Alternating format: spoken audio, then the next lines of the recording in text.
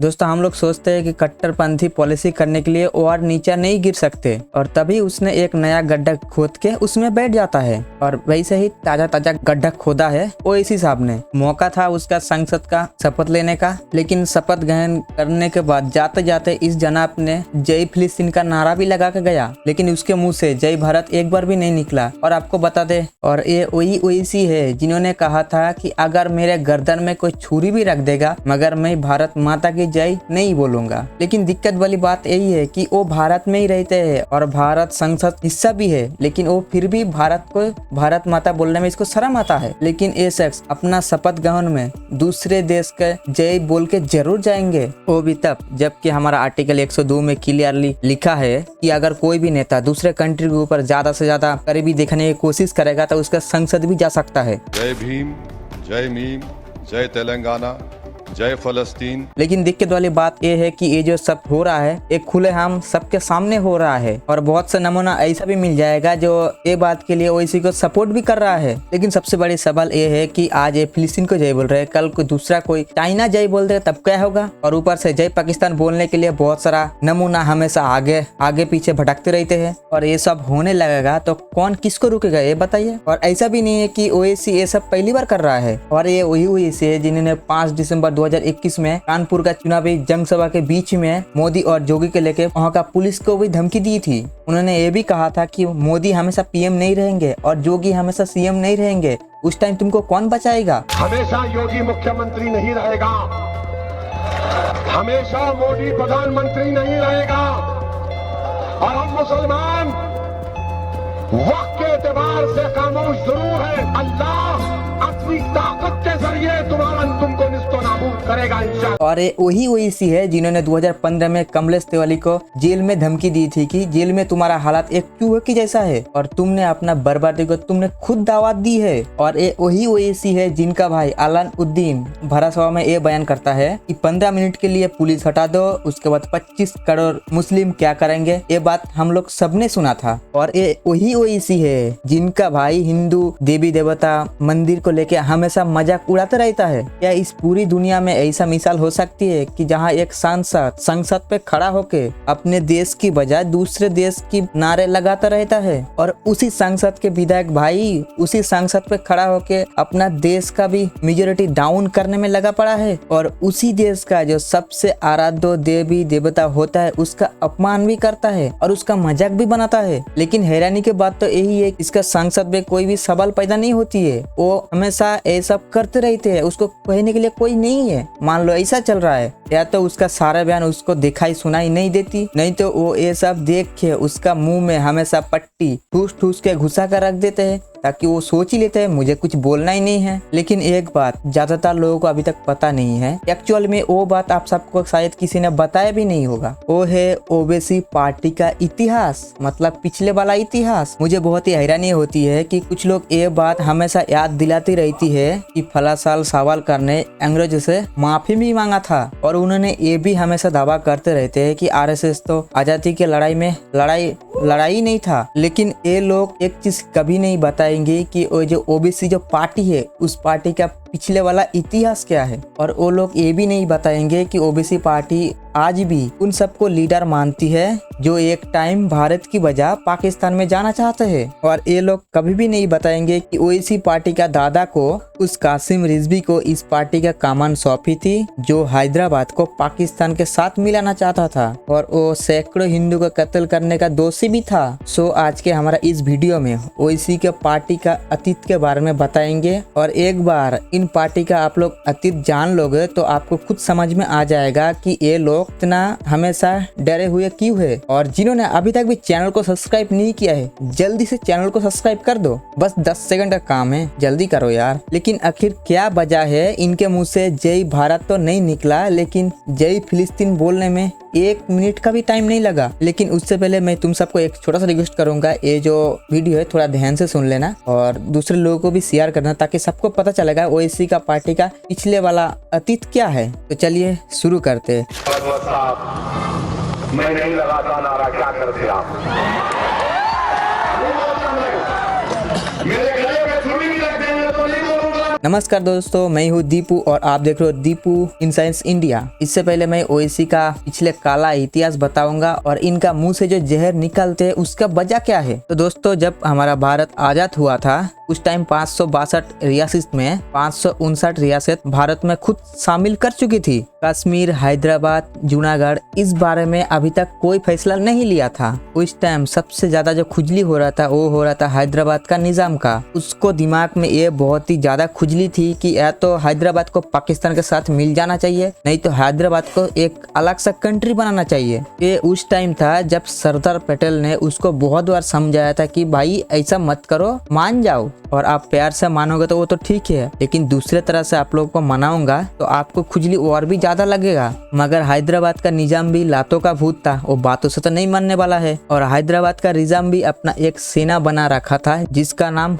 रजाकार कहा जाता था। रजाकार मतलब आम लोगों का सेना टाइट, मतलब जिस सेना में हर टाइप का हथियार मौजूद थे। लेकिन अब मैं जो बोल रहा हूँ वो थोड़ा ध्यान से सुन लिए। उस टाइम मुसलमान का एक ग्रुप था जिसका नाम था MIN, जिससे आगे चल के ओएसी पार्टी का AIMIN लिख ली। इसका मतलब मुजिल तेहाइल मुस्लिम, कि ऑल इंडिया से तेहाइल मुजिल मुस्लिम होगी। और कहानी सुनिए किस तरह का इस पार्टी का लोग ने समर्थक किया है। इसी MIM का उस टाइम चीफ था कासिम उद्दीन, और हैदराबाद का नवाज जो राजो तरफ का फौज बना रखी थी कासिम रुजवी, उसका बहुत ही अहम पार्ट था। उसका बाद एक ही मकसद था कि हैदराबाद को पूरी इस्लामिक कंट्री बनाना। और ये वो लोग थे जो डेमोक्रेसी को नहीं मानता था और इन्हें भारत में भी शामिल नहीं होना था, और ये लोग पाकिस्तान में जाना चाहता था। अब ये हुआ था जब भारत आजाद हुआ था, तब पटेल सर ने जो अलग अलग रेजियों से बात कर रहा था, उस टाइम 11 जुलाई 1947 पे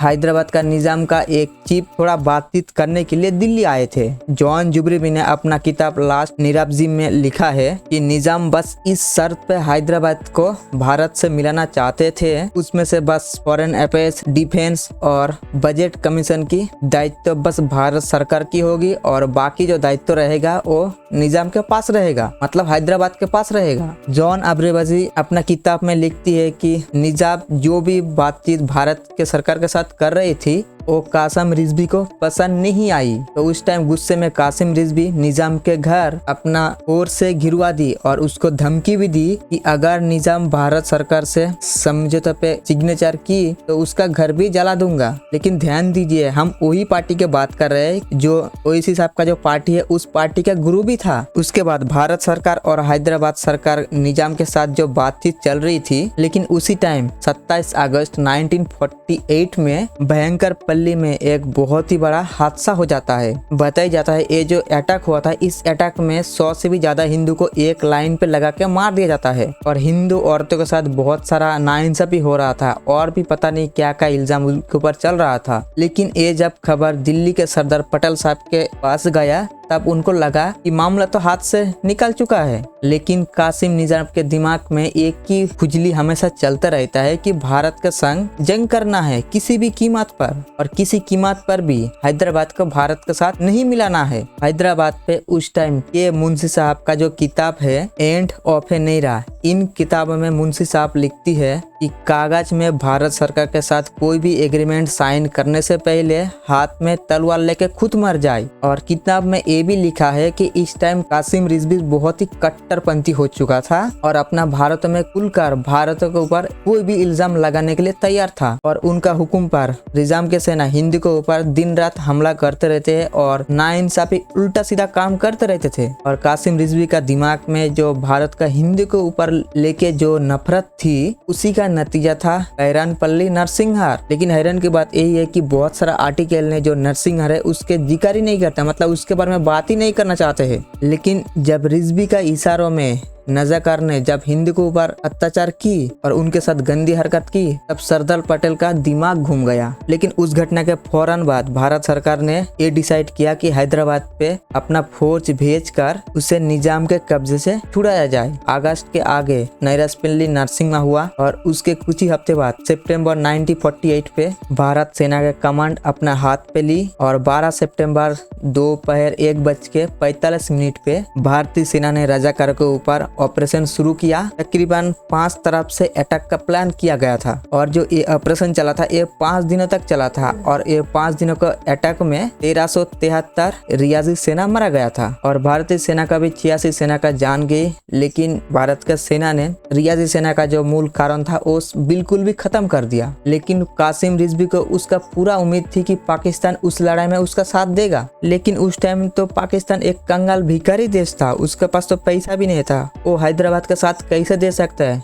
लड़ाई करने में। लेकिन आखिर तक 17 सितंबर 1948 में हैदराबाद के निजाम की भटकी हुई अकल भारतीय सेना के जब लात और जूते से मारा था तब उसका दिमाग सही जगह पे आ गया था और वो हैदराबाद को भारत में मिलाने का काम शुरू कर दिया। और कासिम रिजवी को भारत के सेना ने गिरफ्तार करके जेल में भी डाल दिया और उनका जो संगठन पार्टी था MIM उसको भी बैंड करवा दिया। उसके बाद 9 साल कासिम रिजवी ने जेल में रहा। लेकिन उसके बाद भारत सरकार ने उसके सामने शर्त रखी कि हम तुमको छोड़ देंगे लेकिन तुम भारत में नहीं रह सकते है। लेकिन कासिम रिजवी ने भी वो शर्त मान लिया और वो भारत छोड़ के चला गया। लेकिन आप यहाँ पे होती है ओवैसी साहब की जो पार्टी है उस पार्टी के दादा की एंट्री। पाकिस्तान जाने से पहले रिजवी ने MIM का जो लीडर था उसके घर में बैठ के हैदराबाद में कुछ वकील के लेके एक बैठक की कि वो एक नया आदमी को MIM का जो कमांड था वो देना चाहता था। एक ऐसा आदमी कि वो जब पाकिस्तान चला जाएगा तो MIM का जो ग्रुप था उस ग्रुप को चला सकता है। इस बैठक में ओवैसी साहब के दादाजी अब्दुल वहूब इस बैठक में